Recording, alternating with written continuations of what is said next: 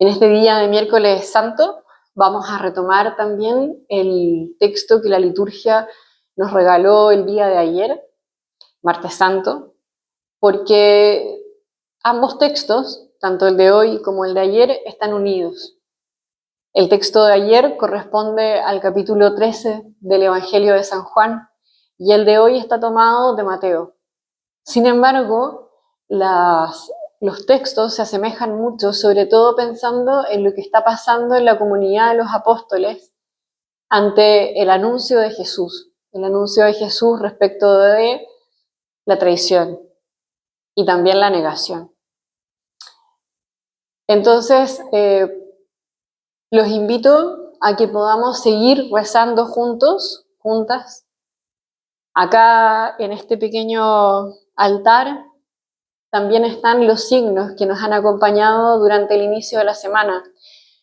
El ramo que levantamos juntos en Domingo de Ramos, el perfume también junto con María de Betania y hoy también otros signos que van a ir apareciendo. Estos son importantes porque nos ayudan a visibilizar la trama que se está tejiendo, nos ayudan a reconocernos.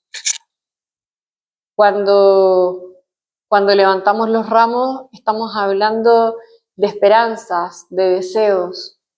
Son también aquellos que han confiado plenamente en Jesús, en que Jesús va a curar, en que Jesús va a hacerse presente, en que Jesús va a estar, en reconocerle como el Mesías, ¿no? Pero también tenemos el signo del perfume, que nos hablaba sobre esta realidad de un amor inconmensurable, de un amor que se dona, que se entrega, de un amor que surge y nace a partir de haberse transformado por el amor que Jesús me ha tenido. Y hoy nos encontramos nuevamente con Judas. En el texto del lunes santo aparecía este hombre que en el fondo se contrasta con ese derrame, ese derroche de amor que va a expresar María de Betania. Y el texto nos muestra lo contrario, ¿no? Ese deseo de querer guardar para sí. Y va a empezar a establecer esta realidad de colocar a Judas como un hombre que engaña, un hombre que roba, que guarda, un hombre que se empieza a traicionar también a sí mismo. Al igual que la reflexión anterior, nos invito a que podamos comenzar con la palabra. Cuando pronunció estas palabras, Jesús se turbó en su interior y declaró: en verdad les digo que uno de ustedes me entregará. Los discípulos se miraban unos a otros, sin saber de quién hablaba. Uno de sus discípulos, el que Jesús amaba, estaba a la mesa al lado de Jesús. Simón Pedro le hizo una seña y le dijo: pregúntale de quién está hablando. Él, recostándose sobre el pecho de Jesús, le preguntó: Señor, ¿quién es? Le respondió Jesús: es aquel a quien dé el bocado que voy a mojar.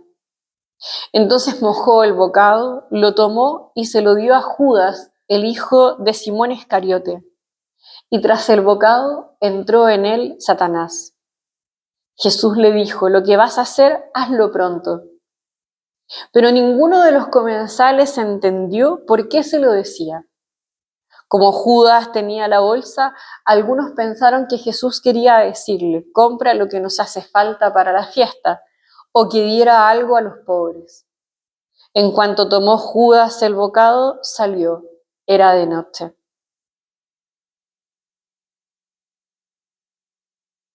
El texto continúa diciendo más adelante: Les doy un mandamiento nuevo, que se amen los unos a los otros como yo los he amado. Así como ámense también entre ustedes. Todos conocerán que son mis discípulos míos cuando en una cosa, que se tienen amor los unos a los otros. Simón Pedro le preguntó, Señor, ¿a dónde vas? Jesús le respondió, a donde yo voy no puedes seguirme ahora, pero seguirás más adelante. Pedro replicó, ¿por qué no puedo seguirte ahora? Yo daré mi vida por ti. Contestó Jesús, ¿que darás tu vida por mí? En verdad te digo que no cantará el gallo antes que tú me hayas negado 3 veces.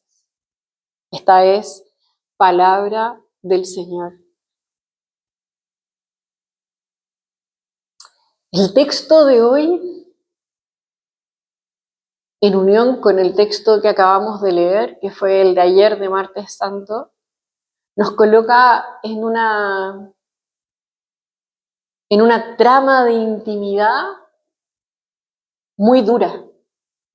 Porque así como el día lunes esta trama nos hablaba sobre un amor que se derramaba, que se entregaba, tocando también la angustia de ese momento, el dolor de ese momento, sus gestos, su encuentro, su unión, nos hablaba de un amor que se había ya transformado, ¿no? María de Betania representa esa mujer que ha sido transformada por el amor de Jesús y que por esa transformación, por esa vivencia de un amor que lo cambia todo, puede hacer este signo de derrote, puede entregarse ella misma para poder consolar, para poder cuidar, para poder ungir a Jesús. Sin embargo, este otro relato nos habla de un momento muy íntimo que ha venido luego del lavado de los pies, pero que lo que nos denota primero es la angustia de Jesús. El texto ya aquí nos deja claro el cómo Jesús se está sintiendo. Habla de la turbación que Jesús está viviendo, de lo que significa para él ser consciente de el momento que se está preparando y reconocer también en los que ama su propio límite.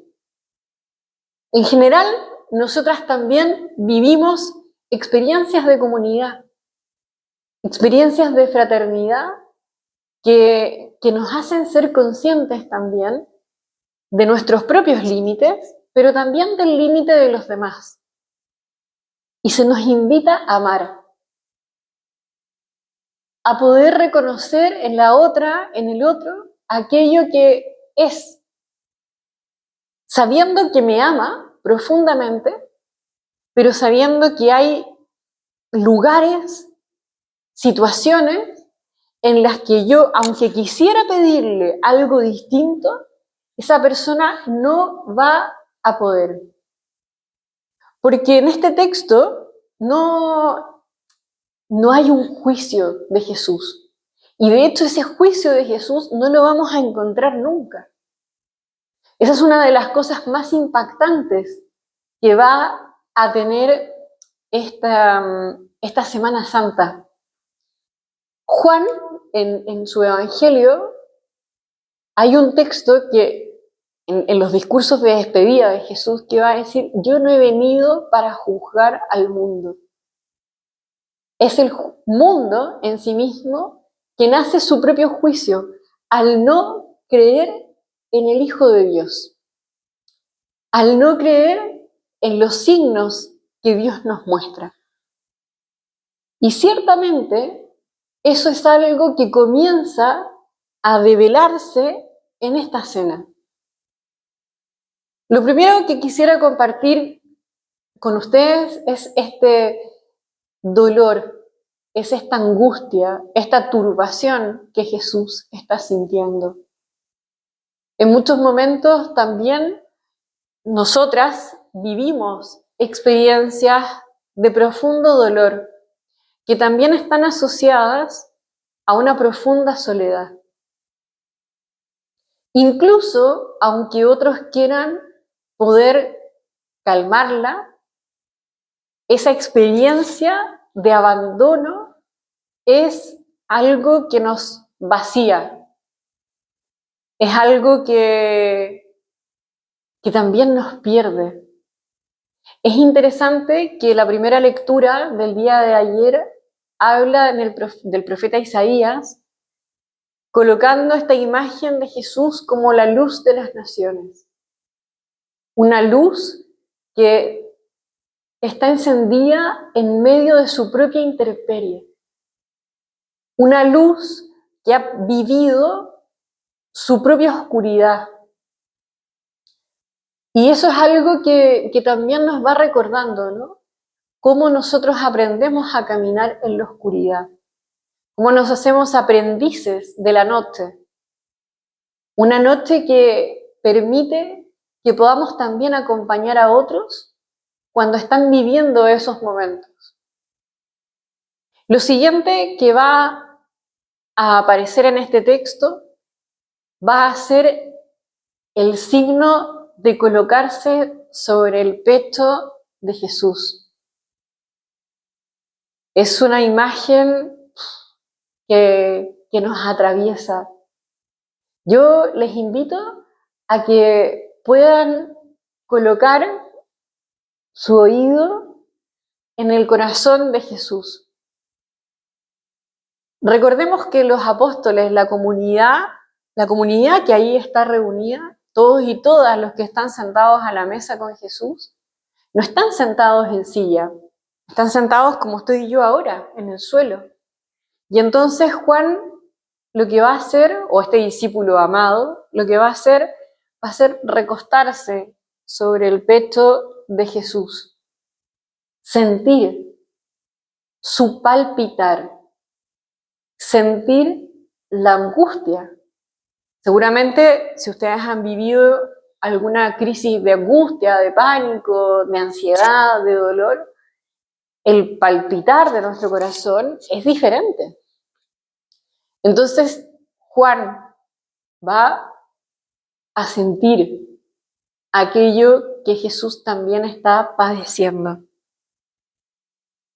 Y aquello creo que nos hace guardar silencio.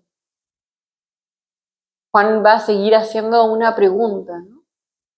Pero es una pregunta que el texto nos regala para poder entender lo que va a pasar con Judas. Sin embargo, quizás en este día yo nos invito a que podamos poner nuestro oído en el corazón de Jesús y también preguntarle, ¿no? ¿Qué es lo que hoy día está viviendo? ¿Cuáles son sus dolores? ¿Cuáles son sus agonías? Ayer miraba las noticias lo que está viviendo la gente en Sudán y junto con algunos hermanos, hermanas que estábamos ahí, comentábamos lo poco que aparece esto en las noticias. Son realidades monstruosas del dolor que padecen tantas personas. Y así como es la situación que ocurre en Sudán, podríamos hablar de miles de realidades en el padecimiento, el sufrimiento, el dolor angustiante de hermanos y hermanas nuestros en distintas partes del mundo. El otro día también escuchaba el relato de una niña en Chile, una niña boliviana que estaba esclavizada en un campamento haciendo aseo. Ese dolor es el dolor que hoy día Jesús padece. No se nos puede olvidar cuando en Mateo 25 Jesús se asume como el que sufre, el pobre, el encarcelado, el que está en situación de migración forzada, el que está lejos de su familia. Pongamos el corazón, pongamos nuestro oído, nuestro cuerpo sobre el corazón de Jesús y dejémonos unir a ese palpitar. Dejémonos sentir para hacernos también partícipes de ese dolor, pero también partícipes de ese camino de querer cambiar esas situaciones, de transformar esas situaciones, para poder hacerse presente, para poder estar con los que más sufren. Lo siguiente que quisiera compartir con ustedes va a ser lo que sucede en estos dos personajes, que son Judas y Pedro. Judas termina traicionando a Jesús. Y uno puede decir, qué personaje, este Judas que traiciona a Jesús, ¿no? Y como tirar todos nuestros males sobre Judas Iscariote. Y como sentirnos muy diferentes de Judas Iscariote. Sin embargo, eso no es cierto. Hay muchas situaciones que vivimos en nuestra vida cotidiana que nos llevan a traicionar a Jesús, que nos llevan a vender a Jesús. En este sentido, el texto de hoy miércoles santo, habla de esta entrega, ¿no? De entregar a Jesús.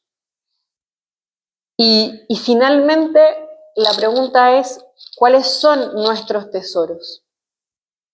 ¿Cuáles son las monedas por las que intercambiamos a Jesús? Y esto tiene que ver con muchas decisiones, y son decisiones minúsculas, así, minúsculas, que tienen que ver con las opciones diarias que tomamos, en cómo apartar, ¿no? Judas, no nos podemos olvidar que es parte de la comunidad. Judas ha vivido la experiencia profunda de encuentro con Jesús, que ha vivido también el resto de la comunidad. Lo hemos vivido, lo has vivido tú, lo he vivido yo. Sin embargo, hay algo que deja de hacer sentido en el corazón de Judas. Y el tesoro que Judas tiene es realmente el tesoro que entrega. Porque no solamente está entregando a Jesús, sino que está entregando lo que Jesús ha hecho en él. Y eso es muy triste. Por eso yo decía que en realidad este texto nos lleva como a darnos cuenta el cómo a veces otros nos quieren robar a partir también de sus propias ideologías o a partir de sus engaños, lo más profundo que nos habita en el interior. Porque el tema no es tanto entregar a Jesús, sino que negamos, olvidamos, transamos lo que Jesús ha hecho en nosotras y en nosotros. En ti, en mí. Y el tesoro, o sea, esas semillas del reino que han empezado a creer en mi corazón, las transformamos por unas cuantas monedas, ¿no? Unas cuantas monedas, muchas monedas, pocas monedas. ¿Podemos ponerle realmente valor a la transformación, al amor indescriptible, incalculable que Jesús ha puesto en nuestro corazón? ¿Podemos ponerle valor a la confianza que Jesús ha depositado en nosotras? ¿Podemos ponerle valor a la experiencia profunda de amor que nos habita?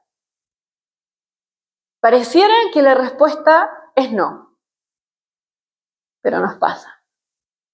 Nos pasa cuando a veces no nos atrevemos a dar una respuesta que vaya en favor de los que más sufren. Pasa cuando nos traicionamos, porque es traicionarse a sí mismo también. Traicionar, porque cuando traicionamos a Dios, a Jesús, nos traicionamos a nosotros.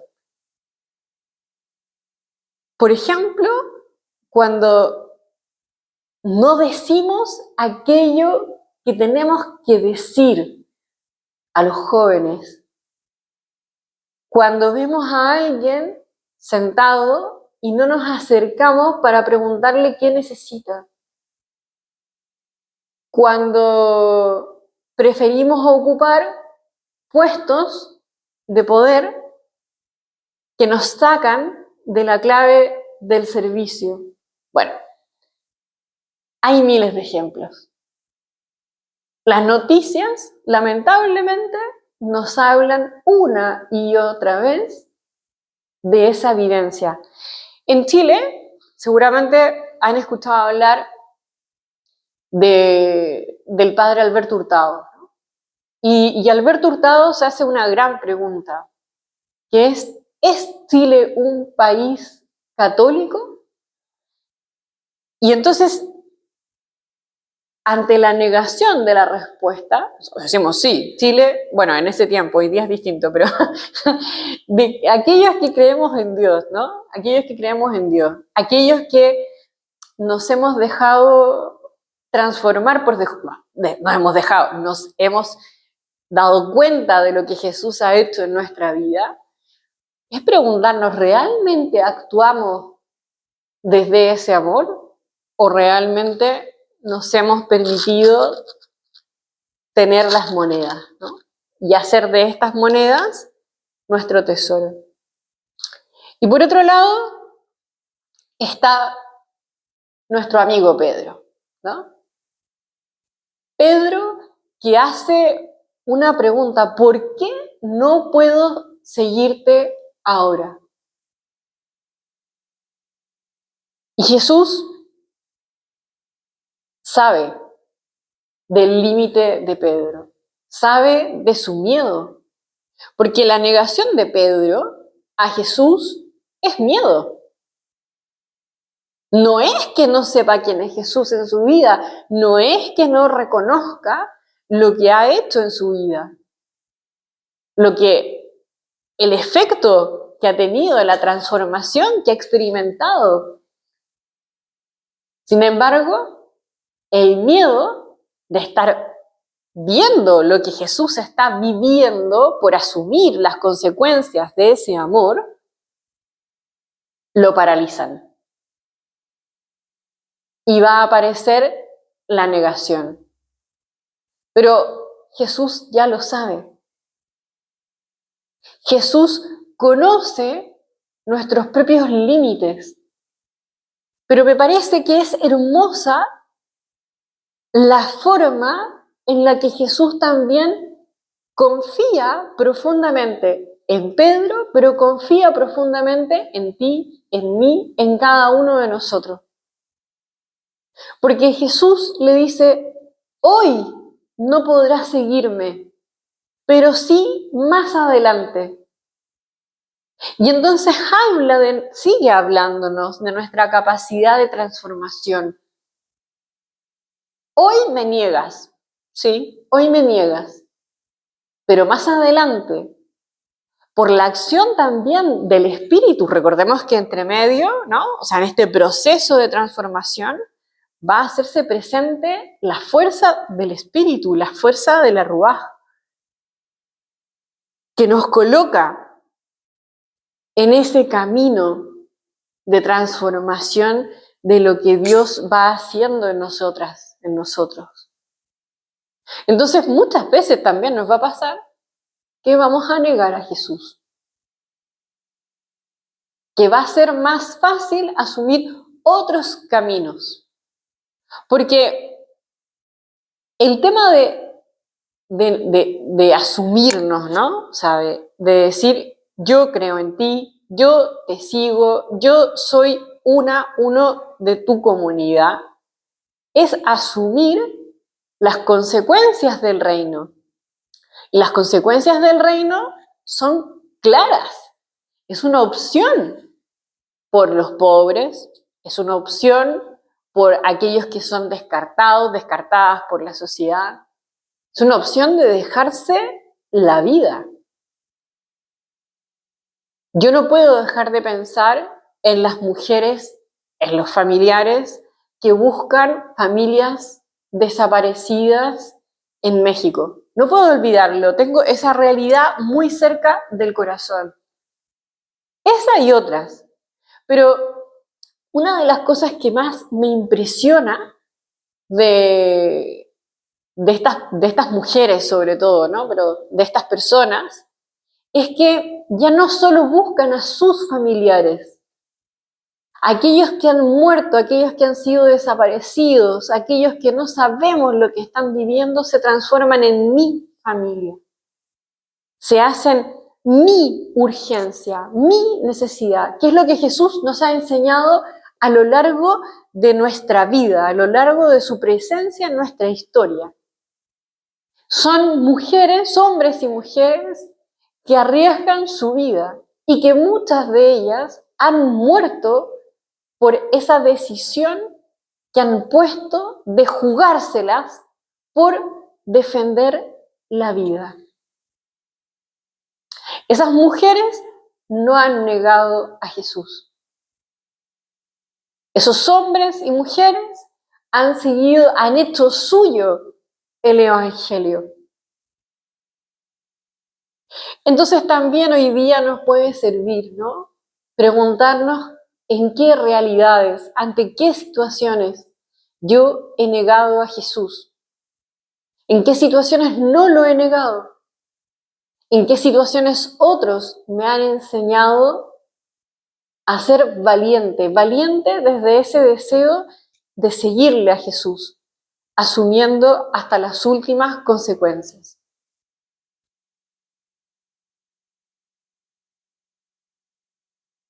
Lo último que quisiera compartir con ustedes es esta profunda convicción que Jesús nos conoce completamente, ¿no? Jesús conoce lo más profundo de nuestra alma y se fía de nosotros. Las palabras que Jesús pronuncia a Pedro son un canto de esperanza en medio de la profunda angustia y turbación. Cuando uno humanamente se encuentra en lo más profundo de la noche oscura, mantener esas esperanzas es tener la profunda certeza. Y son pocas. Por eso que las palabras que Jesús dice a Pedro son indescriptiblemente sagradas para cada uno y una de nosotras.